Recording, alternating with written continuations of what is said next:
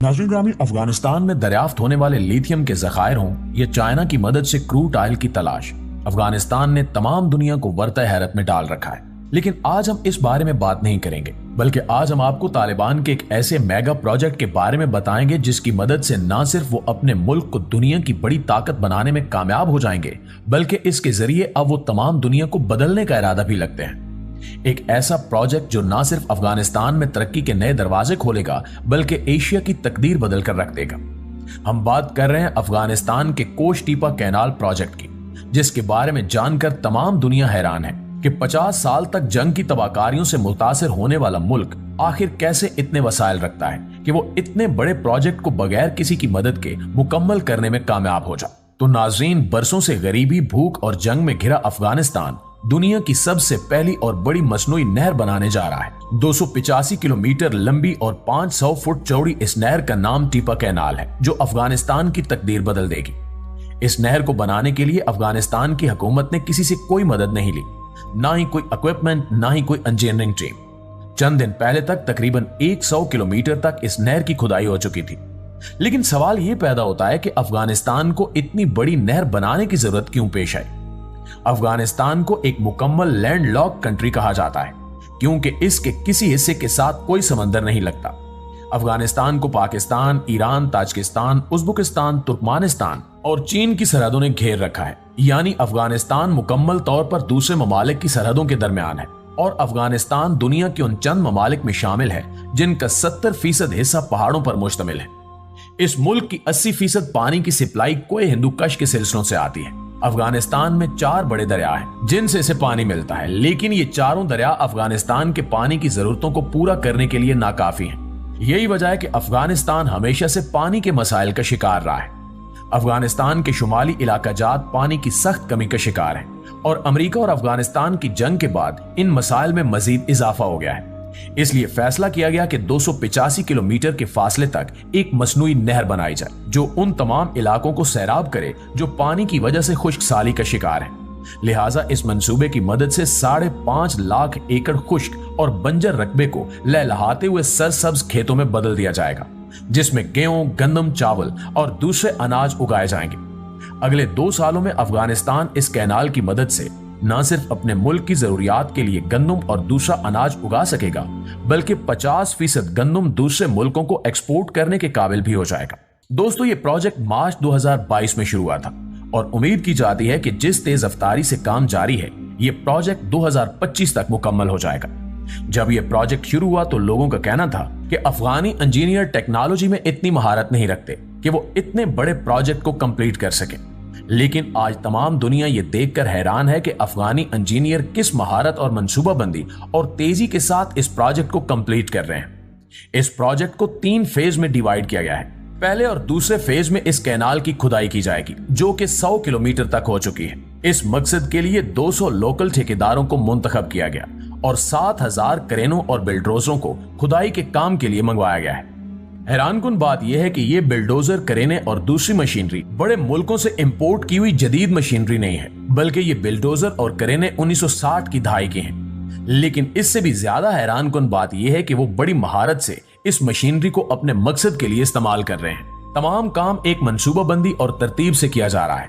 तमाम ट्रक एक लाइन में खड़े होते हैं, और इंजीनियर का इशारा मिलने पर क्रेनें इनमें मिट्टी डाल देती हैं।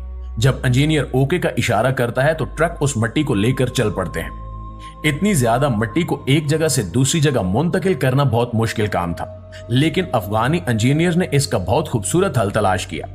उन्होंने इस मिट्टी को नहर की बाउंड्री पर डालना शुरू कर दिया। इन्होंने नहर की बाउंड्री किसी कंक्रीट या सीमेंट से बनाने की बजाय नहर से निकाली गई मिट्टी से बनाने की तजवीज पेश की, जिसके 2 फायदे थे। एक तो इस मिट्टी को उस जगह से किसी दूसरी जगह मुंतकिल करने की झंझट से जान छूट गई, तो दूसरी तरफ कंक्रीट की बाउंड्री के इजाफी खर्चे से बचने के साथ साथ इस मिट्टी को बाउंड्री में डालने का फायदा यह भी हुआ कि पथरीली जमीन की बजाय मिट्टी की बाउंड्री इजाफी पानी को जज्ब कर लेगी, और इस बाउंड्री पर सब्जियों की फसल काश्त की जाएगी। दुनिया को यह देखकर और भी हैरानी हुई कि एक तरफ तो नहर की खुदाई का काम जारी है, तो दूसरी तरफ नहर के आसपास सब्जियां, पौधे और दरख्त लगाने का काम भी जारी हो चुका है। इस कैनाल का काम मुकम्मल होने के बाद वाटर पाइप लाइनों के जरिए 5 किलोमीटर के फासले तक इसका पानी पहुंचाया जाएगा।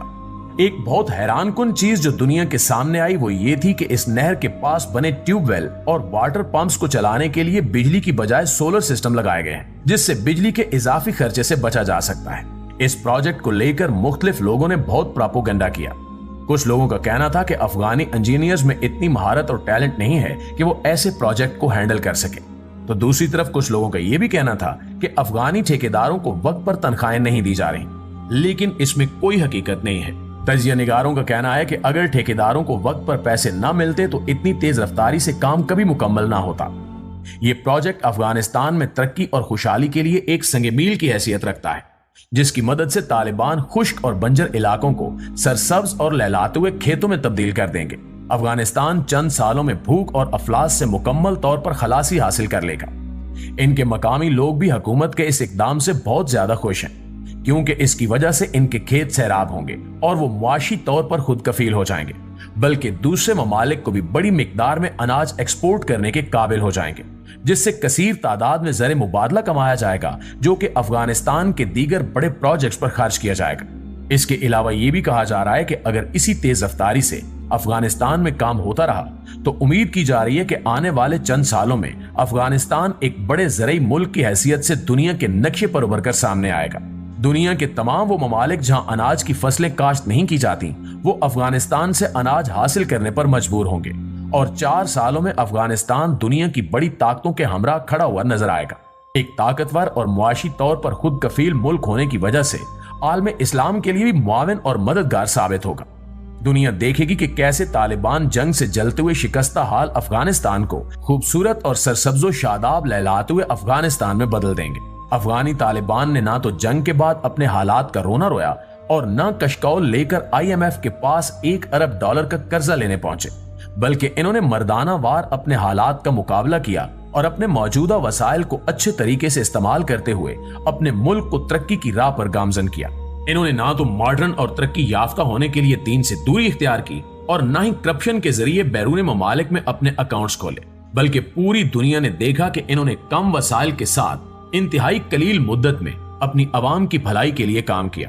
हम जहां एक तरफ अफगानी इंजीनियर्स को महारत और जिद्दत से पुरानी मशीनरी के साथ मुनज़्ज़म तरीके से काम करते हुए देखते हैं, तो दूसरी तरफ नमाज के वक्त इंजीनियर्स और कारीगरों को तपते हुए बंजर इलाकों में अपने खुदा के आगे सजदा रेज होते हुए भी देखते हैं। सोचने वाली बात यह है कि हम जानते हैं कि अल्लाह ताला ने पाकिस्तान को बेबहा कीमती खजानों से नवाजा है, तो क्या हमारे पास वसाइल की कमी है या फिर अफरादी कुव्वत की? फिर हम क्यों कशकौल लेकर IMF से कर्जे की भीख मांगने चले जाते हैं? बकौल अल्लामा इकबाल कि खुदा ने आज तक उस कौम की हालत नहीं बदली, न हो जिसको ख्याल अपनी हालत खुद बदलने का।